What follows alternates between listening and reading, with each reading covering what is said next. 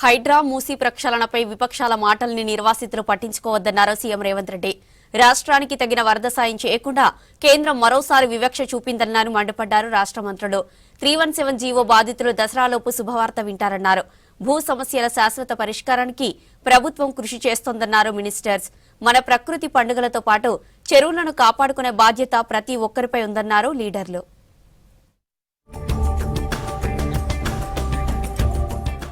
మూసీ నిర్వాసితులను ప్రభుత్వం అన్ని విధాలా ఆదుకుంటుందన్నారు సీఎం రేవంత్ రెడ్డి.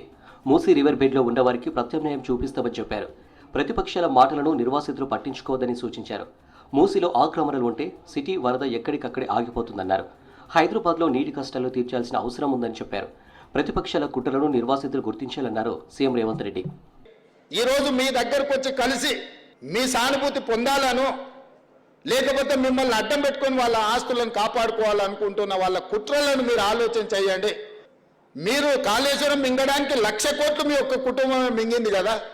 ఈ మూసీలో ఉన్న వాళ్ళందరినీ ఆదుకుంటే కూడా 10,000 కోట్లు కావు. ఒకవేళ 10,000 కోట్లు పేదల కోసం ఖర్చు పెట్టడానికి ప్రభుత్వానికి మన దరిద్రం ఉందా? నేను స్పష్టంగా బీఆర్ఎస్ బీజేపీ నాయకులకు సూచన చేస్తున్నా. చెరువులు పోయి, కుంటలు పోయి, నాలాలు పోయి, మూసీ కూడా పోయిందంటే రేపు అనంతగిరి కొండల్లో నుంచి వచ్చే ఈ వరదను, ఈ ఉప్పెనను ఏ రకంగా హైదరాబాద్ నగరం భరిస్తుందో చెప్పండి. రేపు ఢిల్లీకి వెళ్లనున్నారు సీఎం రేవంత్ రెడ్డి. కేంద్ర హోంశాఖ ఆధ్వర్యంలో నిర్వహిస్తున్న భేటీలో పాల్గొంటారు.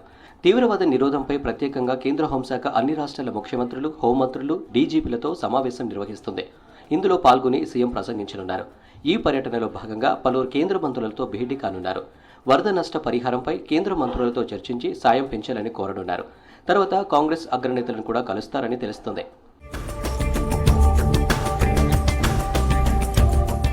ఫిలిప్పీన్స్కు దేశ వ్యవసాయ మంత్రులు, అధికారులతో వీడియో కాన్ఫరెన్స్లో పాల్గొన్నారు మంత్రి ఉత్తమ్ కుమార్ రెడ్డి.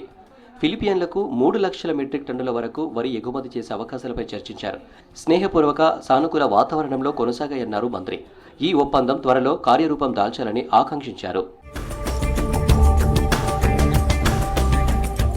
తెలంగాణ రాష్ట్రానికి వరద సాయం పట్ల కేంద్రం మరోసారి వివక్షను చూపిందని మండిపడ్డారు మంత్రి పొన్నం ప్రభాకర్ గౌడ్. కేంద్రం అనేది ముమ్మాటికి వివక్షని అన్నారు. కేంద్ర వివక్షపై బీఆర్ఎస్ ఎందుకు మాట్లాడటం లేదని ప్రశ్నించారు. రాష్ట్రంలో 2 కేంద్ర మంత్రులు ఉండి ఏం లాభమని ప్రశ్నించారు. తెలంగాణ అభివృద్ధి కోసం అన్ని పార్టీలు కలిసి రావాలన్నారు పొన్నం. వరదలతో 10,000 కోట్ల నష్టం జరిగిందని కేంద్రం నుంచి వచ్చిన అధికారులకు అప్పుడే చెప్పామని మీడియాలో చిట్చాట్లో గుర్తు చేశారు మంత్రి.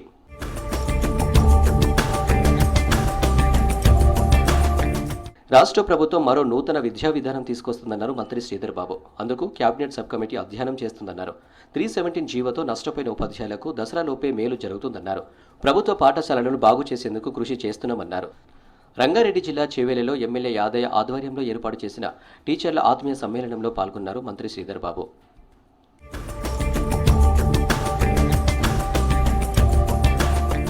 భూ సమస్యల శాశ్వత పరిష్కారానికి ప్రభుత్వం భూముల సర్వేపై పైలట్ ప్రాజెక్టు చేపట్టింది. నల్గొండ జిల్లా తిరుమలగిరి సాగర్ మండలం నెల్లికల్లో పర్యటించిన మంత్రి పొంగులేటి శ్రీనివాసరెడ్డి పైలట్ ప్రాజెక్టు పనులను పరిశీలించారు. మాజీ మంత్రి జానారెడ్డితో కలిసి భూ సమస్యలపై స్థానిక రైతులు, గ్రామస్తులు అభిప్రాయాలను తెలుసుకున్నారు. నెల్లికలతో పాటు రంగారెడ్డి జిల్లా యాచారంలోనూ భూ సర్వే పైలట్ ప్రాజెక్టులు నిర్వహిస్తున్నారు అధికారులు.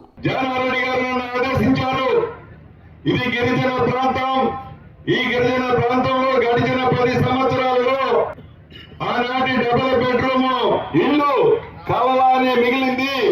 నాకు పెద్ద ఎత్తున కావాలని అడిగారు. తప్పకుండా ఇస్తాను పెద్ద ఆయన అని చెప్పాం. ఈ రాబోయే ఈ నెలాఖరులోనే అన్ని నియోజకవర్గాలకి మొదటి విడతగా ఈ నాగార్జున సాగర్ నియోజకవర్గానికి తప్పకుండా 5,000 ఇల్లు. తెలంగాణ అస్తిత్వం, సంస్కృతికి బతుకమ్మ పండుగ నిదర్శనమన్నారు మంత్రి సీతక్క. మన ప్రకృతి పండుగలతో పాటు చెరువులను కాపాడుకునే బాధ్యత ప్రతి ఒక్కరిపై ఉందన్నారు. హైదరాబాద్ మెయిన్ కాంపౌండ్లో Telangana electricity women's welfare association ఆధ్వర్యంలో బతుకమ్మ సంబరాలు ఘనంగా నిర్వహించారు.